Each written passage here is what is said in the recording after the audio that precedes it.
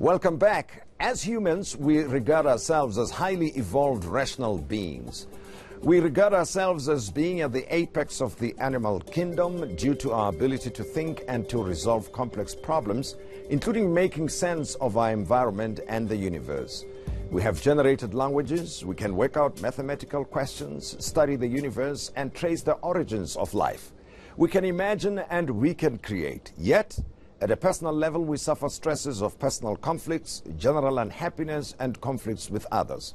The question is, why are we not able to work ourselves out of problems?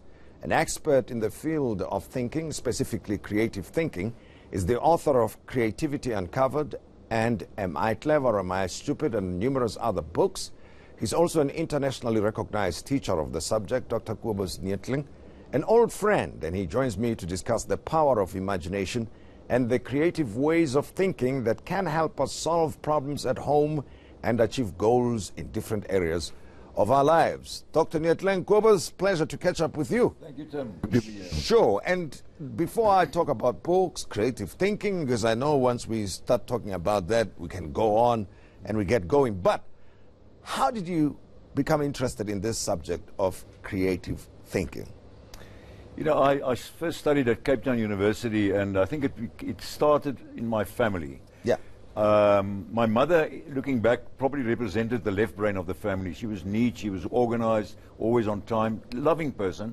My father was the opposite. He was a brilliant sportsman, but he was unorthodox. Let me give you an example. At dinner at night, when we sat around the table, my father would suddenly get up and he would do 3 somersaults and he would sit down again. Are you kidding me? Yeah, well, absolutely. He would do a handstand on the chair. He would do funny things, throw the eggs to one another and so on.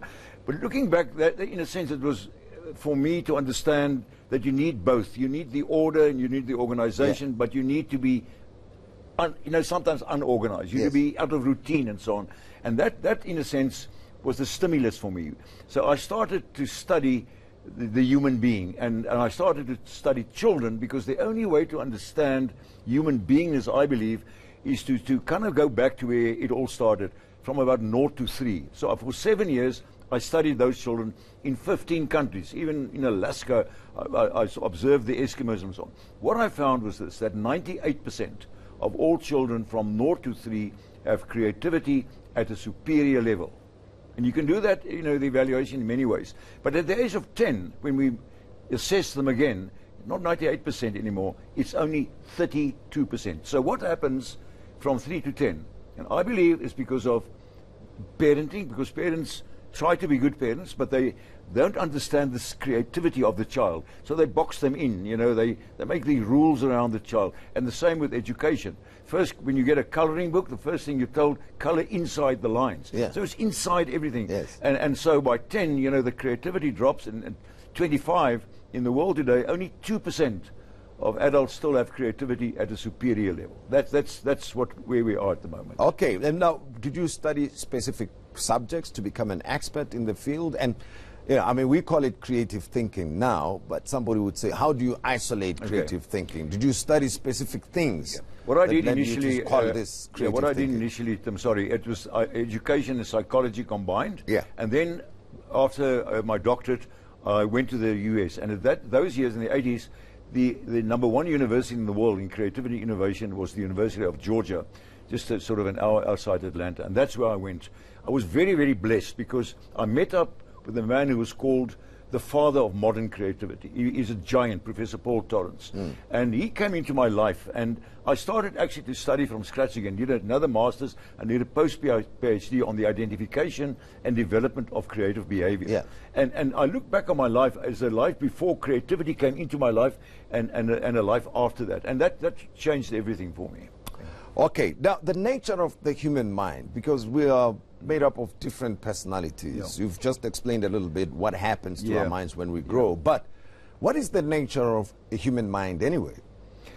I don't think anyone can actually answer that accurately. There's no one way of answering this. For me, and my research, and I've developed the whole brain instruments, the 8-dimensional instruments, for me is that what the nature of the human mind is that one develops certain, let's call it, favorite parts of the mind. So you develop a certain dominance, and there's nothing wrong with that. In all the instruments that I've developed, the score is 300. So some people, for them, the nature is to be rational, to be a clinical kind of thinker. You want information before you take the next step. For others, that must be planned and organized. So in the left brain, you've got these 4 dimensions. On the right side, people who depend on intuition, you know, for them it's more the gut feel. They don't like all these details. They see the big picture, or they connect with people. It's a people orientation. So I believe that you develop the dominance, and that's fine. You select your careers built on your dominances, but you're always in a world of people. And to me, the most successful people in a relationship kind of thing is where you can move in and out of your preferred mode. And that, you know, you can just imagine a parent. If I'm a parent and I've got 2 children, and one has the same dominance as I have and the other is totally the opposite, you will always have a conflict with the other one, because you would never go into the mind of the other child. But the moment you understand how to do that, like with my 2 sons, everything changed when they were 9 or 10 years old. And I developed one for primary school children. And I explained to them, you know, both the same score, no good or bad, but they will like different people, different subjects at school, and so on and so on. From that moment, I eliminated the conflict that would follow.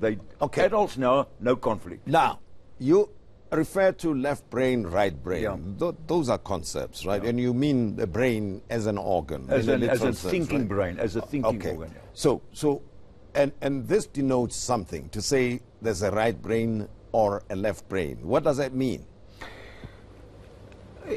Yeah, the point of the party is that we're talking about the thinking brain. Okay. And there, as I mentioned, there are, you know, I developed models, 8-dimensional models, with 4 dimensions on the left and 4 dimensions on the right side. Sure. And as I said, that over time, you start to like to work according to certain of these dimensions. So, for instance, let's take the top left dimensions. Would be more, as I say, a preference for clinical thinking, for analytical thinking, to dig deeper into something. So, if I want to select a career, there are so many careers that are linked to the L1 brain. If I want to become a surgeon, just imagine what a surgeon does. A surgeon has to focus, has to be clinical, no mistakes, and so on. So that kind of brain would be the preferred mode.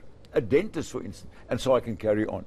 If I'm going to be in a more organized kind of world where I'm planning, or I'm an organizer, most jobs somewhere have the organizing or plan mode, then I'll go to the L2. See, that's where the planning and the organized side of your brain functions, the thinking brain. That's where it's situated. You know what I want to do in this conversation is to establish a few things, and we'll take this thinking process and place it in specific areas of life. Why do we feel stuck most of the time? I mean, I know individuals who are. That's one question. And let me allow you to respond to this one. I've got a follow-up question. When I said that in the adults, only 2% still have creativity at a sort of that superior level, it's because of this. We're stuck because we get into a routine. We stay there, it makes us feel comfortable, we feel secure in a routine. The moment you break the routine, things change around you, and you're unsure about that, so you prefer to be kind of stuck. That's where creativity comes in. That creative mind which allows you to probe the edges, to see beyond, which makes it easier to leave the routines. The important issue is what I learned right at the beginning, is that creativity can be taught and it can be learned. It's phenomenal to understand that. That we train and we teach people to understand creativity. It doesn't matter if they're 80 years old or 8 years old. That's not the point here. So that they can, because the question is, what do we mean by creativity? It's the development of certain skills and attitudes. Skills, for instance, fluency would be the ability to just generate more ideas than you've had. So hundreds of ideas. You see, otherwise you keep on reinventing yesterday. You don't understand, why am I not improving? Why am I stuck where I am? You know, stress and all those things. Yes. Because you just don't have the creativity to move out of it. So we train and teach people to have better ideas, more ideas, original ideas, because that makes it easier for you to leave this anchoring of routine work and yesterday's kind of thinking. Now, we also cause conflicts for ourselves, within ourselves. We cannot make up our minds one way or another. And we go one step further. We cause conflicts with others. And then in the process of this confusion, we start thinking of ourselves as being less valuable we start comparing ourselves to other people, and then that generates unhappiness. Absolutely. Now, this is exactly, one of the reasons I started to develop all these instruments is that if I'm in a certain dominant mode and I'm in a relationship with someone else in another mode, what happens over time is the other person becomes wrong in my eyes. That's the kind of thing. And it's got nothing to do with wrong and right. The moment you begin to understand that I may be a clinical kind of person, but my partner is more empathy, more sort of soft kind of gentle person, and I can go into that mode of, I don't become that, but I can go into that mode. I develop the skills, and with ease I move into that mode. And in that sense, we have seen in business, in corporations, once it becomes a whole brain organization, even working with your clients to pick up the clue who walks into your bank, for instance, to pick up the clue, I'm now working with a person that is not a detailed person. That is more than R1 person. I get a big picture immediately. Immediately that person has respect for you. So moving in and out of these is critical for better relationships. It's critical for team building.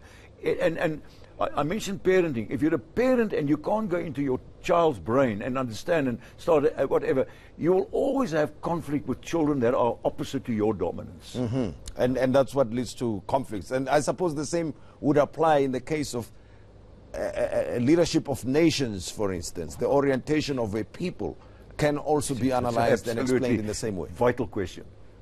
Just imagine, leadership in every country, in our country, must understand that there's an even spread of people out there. Of these 8 dimensions, there's an even spread. So if I don't understand that and I keep communicating and reaching out from 1 or 2 of these dimensions, I'm going to miss the rest of the people. And they will be unhappy because you're not talking to them. It's like a teacher teaching from one dominance and not understanding that the class is whole brain in the class. We have found, and we've worked all over the world, more than 50 countries where we work, we have found if teachers teach only from their dominance, they are missing 70% of the children. So the teaching dominance of the teacher never reaches the learning dominance of the child. And that is what's happening in our schools. The moment they teach whole brain, dramatic changes. We've seen it 20% to 80%, immediate changes. And it's with communication with all your people in your country, just imagine, what you can build, what relationship you can build in this. Well, let's see. And we're going to try an exercise in a moment and say, what about South Africa? What should we be doing at the moment? And of course, creative thinking applies to various areas of life. It could be your relationship with your family. It could be for learning purposes, decision making. You name it. We will be covering it in a short while when we continue the conversation with Dr. Kobus Neethling. You also participate in our conversation. The hashtag is the Modise Network. Don't go away. Welcome back, and in the studio I'm with Dr. Kobus Neethling, and creative thinking is what we are all about in this segment of the show. Well, Kobus, I'm giving you a national problem. Summarize the approach for me by analyzing where we are first as a people, as a collective. Where do you think the collective thinking of South Africa is currently? The million-dollar question. I suppose it's reflected in the leadership of the country. There's unhappiness and people are worried in South Africa. We have a model that we say that you're below the line and we need to get above that line, and there are ways to get there, but there's nothing that's impossible. So I think South Africans, the essence of escaping this is to understand that it can be escaped. It's not anchored, a permanent anchor here. But I think at the moment we're stuck in that we're afraid to move on. And you can have all the visions out there, and you can say that is where we're going and that's what we're planning. But to do that, you need creative thinking. And the other thing you need the courage to do that. You see, otherwise, courage needs to be developed in South Africa in the same way that we develop our creativity. And they both can grow. I've done a lot of work on courage. And what I've seen is that if your creativity will not happen, you can make all the announcements in Parliament, you can do all those things and so on. It will not happen if you don't have the courage, plus the creativity, but if you don't have the courage to make it happen. So a plea to all South Africans. Look at your courage. If you wake up in the morning and your courage is not at least 8 or 9 out of 10, ask yourself, how can I get my courage back? Because that is what we're suffering from. We, as South Africans, have a lack of courage at the moment. All right, let's take this into the education space, right? You said children up to 3 are 98% Creatively superior. super creative. Absolutely. And then that diminishes as they grow older. And I suspect it's not only the immediate environment, but it's also the education system, right? So how do you apply creative thinking in a learning environment, in a schooling environment? How should teachers teach, and how should children be encouraged to learn, you think? Let me give you an example of a child of 10 months. If you put a child of 10 months down on this floor, the one thing you know about this child, you cannot predict what this child will do. That's interesting. You are unpredictable. Many of our sporting teams are not, they're always predictable. That's why they get beaten. So if you put the child down, the child can go anywhere, and it will go anywhere. Eventually that child will land up there on the edges, which says to me, we're actually born to probe the edges. But what do mothers do? Mothers will pick up the child and bring the child back to the middle. Child will go again. You're the natural human being, the spontaneous human being, will probe, will find out. Mother brings back, because no one taught the mother that you must nurture that and not box it. And then later on, the mother will have cushions around the child. Why does the mother do that? It's because it's easy to manage if you're inside this circle here and difficult out there. And that then is perpetuated. I mentioned coloring the book inside the lines, sitting in the classroom, one answer, and so on. And you get rewarded for that. I would say that for me, every teacher should be trained from scratch how to teach with their whole brain. Every teacher. Because the moment you begin to understand that in that classroom, they're left and right brain dominant in your class, you've got to teach and reach all of them. Not difficult.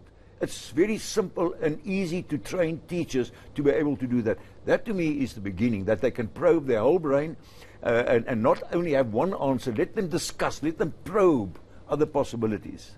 Am I clever or am I stupid? One of the books that you published. A lot of people, children, young people, give themselves feedback that they're not that smart, and they compare themselves to others.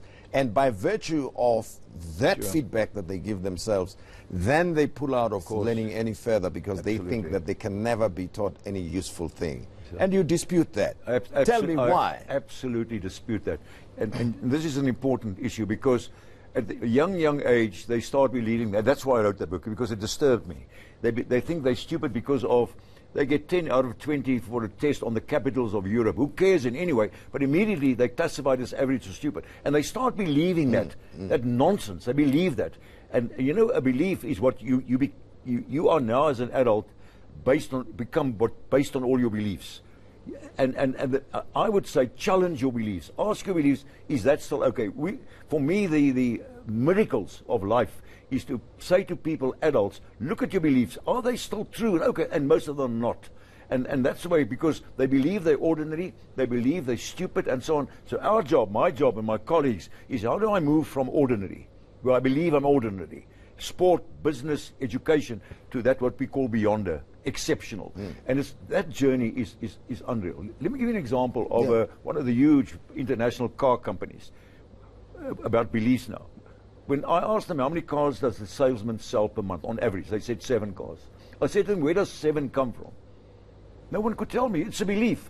Now remember the simplest thing about the brain. The brain doesn't care what you put in. What you put in, you get out. So if I put in 7, the brain will give you 7. You'll sell 7. And we started to train them how to use your whole brain in selling cars. Move out and sell to different people. And within 8 months, they were selling 11 cars a month. Now, this is what I mean. If you start exploring it out of what you ordinary and move into that exceptional. Let me give you one example. I've written more than 90 books. People say, how is that possible? And no. And we a couple of years ago, we said, let's break the Guinness record. Write a book in the fastest time ever. And the book was over 100 pages. It was written in 4.5 minutes. Are you kidding me? And published. But also, I mean, tell me.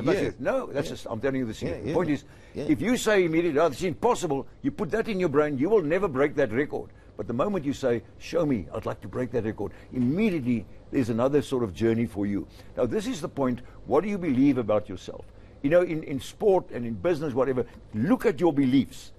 you know, and challenge your beliefs and see if they still. If they Okay, let's move into the arena or the area of sport, right?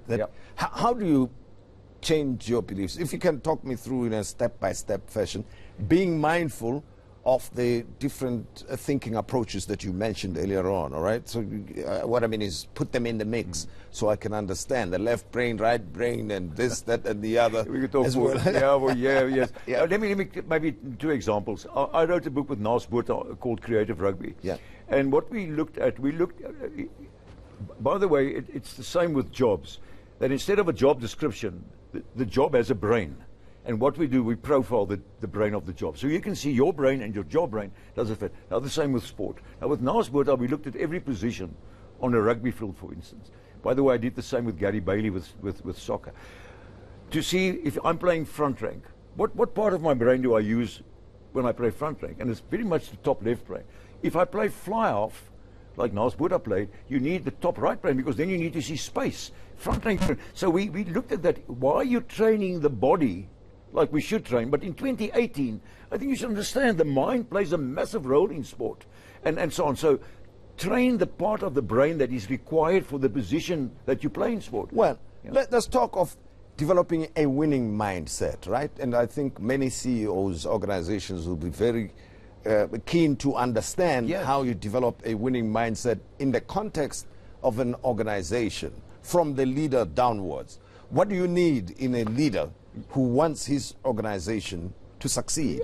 And again, a critical question, because remember that to function, the company, your business needs to function 8-dimensionally. You don't have to as a leader, but you might make sure that all those dimensions... mention those dimensions. Yeah, dimensions again is the sort of realist. You need to have good information, and you need to have people that deal with information. You need to have people that can analyze, dig deeper, solve problems. You need people to look at the values of the company. You need people to be able to organize. They are different parts of the organization. Then you need people who build relationship and so on. And then you need the strategists. Interesting, if you're a leader, you need to be very strong there in the R1 brain because you create new futures. If you don't use that part of the brain, you'll be making yesterday better. So understand that all the dimensions must be covered in your business. And you must understand that and understand where is it lacking, because if you don't pick it up, that's going to come back in the company and it's going to haunt you. So you need to be an 8-dimensional leader and make sure that you've got the right people in all these dimensions. So profile the jobs and see if they cover all these dimensions. Let's stay with the view or the role of a strategist, the leader of the business. What approach do you need to adopt if you are a strategist?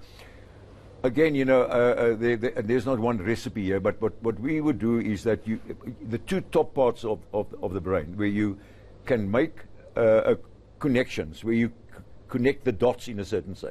Probably Gordon said a year ago, connect the dots. It was interesting, and I was asking myself the question, how many people can actually connect the dots? It's like a good detective who sees that here's a little bit, who's investigating a serial murder or whatever. Here's a little bit of information, there's a little bit of information, but if you can't connect the dots, it doesn't make sense. You see, and that you need the R1 brain. You must be able to connect the trends. You must be able to connect them. Then they start making. If you can't do that, it's separate stuff. Sure. And you need to use your imagination. Therefore, to strategize, it's only that one part of the brain, and you can train that, of course, to be able to. You can train that. So connect the dots and imagine the future. Imagine a situation that does not exist at that particular time. And then work back. And then never work forward if you're strategizing. Create that future, and then you work back to where you are now. Not towards it, you work back. Let's put this in a relationship situation then, right? And you say creative thinking can be learned. Can be learned and be taught. And you can apply it following that, right? So, we've done that. Okay, in a relationship situation, how would that help you? What is it that you need to learn and understand? If I'm in a relationship with someone, first of all, I need to understand what is my preferred mode, because we all that, and it's 100%. What is my preferred mode of let's say again, I'm a traditionalist. I'm an L2 person, which is more traditional. I like to do things in an order. I like to do things in a routine way. Now I'm married to someone in the R1 who's totally unorthodox, who likes to have surprises, who doesn't do whatever.